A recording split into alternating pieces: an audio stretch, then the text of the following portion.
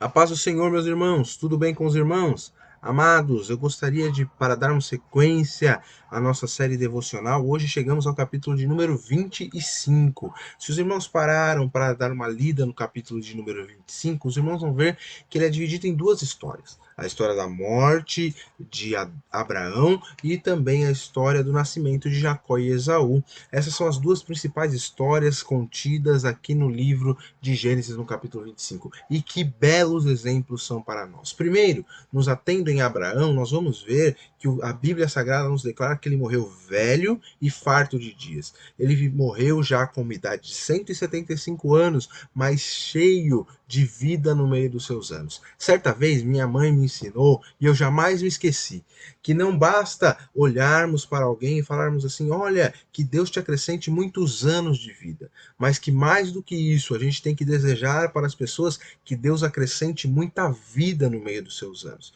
Ou seja, não é a quantidade de anos vividos, mas sim a qualidade com que vivemos ele.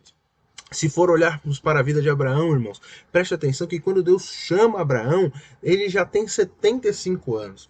E até aquele momento dos seus 75 anos, toda a vida que se passou em Abraão era uma vida frustrada, porque Abraão viu seu irmão morrer, viu problemas na sua casa, viu uma casa cheia de idolatria, tinha um problema pessoal porque a sua esposa não podia gerar filhos, então ele não tinha descendência. Ele viveu 75 anos, mais ou menos 40% da sua vida, sem perspectiva de uma vida plena, de uma vida próspera, de uma vida abençoada, de uma família feliz.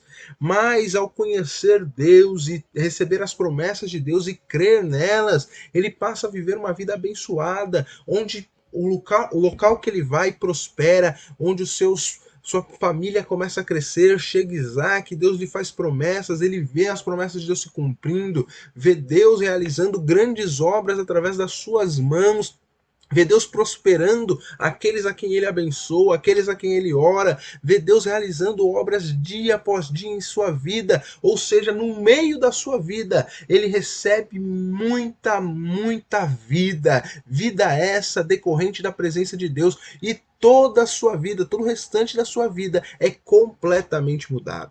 Aquele que não tinha um filho, vê seu filho casar, aquele que não tinha tantas coisas, vê a prosperidade por onde ele passa a ter grande respeito mesmo ausente da sua família inicial, porque Deus lhe acrescentou vida em seus anos.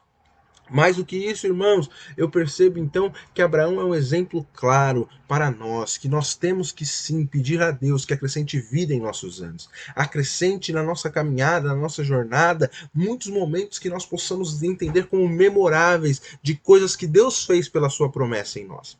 A segunda história nos fala de Jacó e Esaú e do seu nascimento, e preste atenção que aqui nós também encontramos vida no meio dos anos. Vida no meio dos anos de Isaac, porque Isaac tinha uma frustração parecida com a do seu pai. Sua esposa não podia ter filhos, mas o texto bíblico vai nos dizer claramente que Isaac orou intensamente para que Rebeca tivesse filhos. Isaac não cansou de orar, Isaac buscou a Deus, suplicou, clamou, chorou. Eu fico imaginando o quanto Isaac, muitas vezes na sua tenda, chorava a Deus, clamava a Deus e falava: Senhor, eu sou fruto de algo improvável. Eu sei que o Senhor também pode fazer o improvável na minha vida e na vida da minha esposa. E que bênção, irmãos. Isaac acrescentou vida aos seus anos quando Deus lhe dá grande promessa e faz cumprir na vida dele também a promessa que havia sido ao seu pai. Então nascem Jacó e Esaú, ou Esaú e Jacó. Só que aqui nós temos mais um exemplo da escolha que tira a vida no meio dos anos.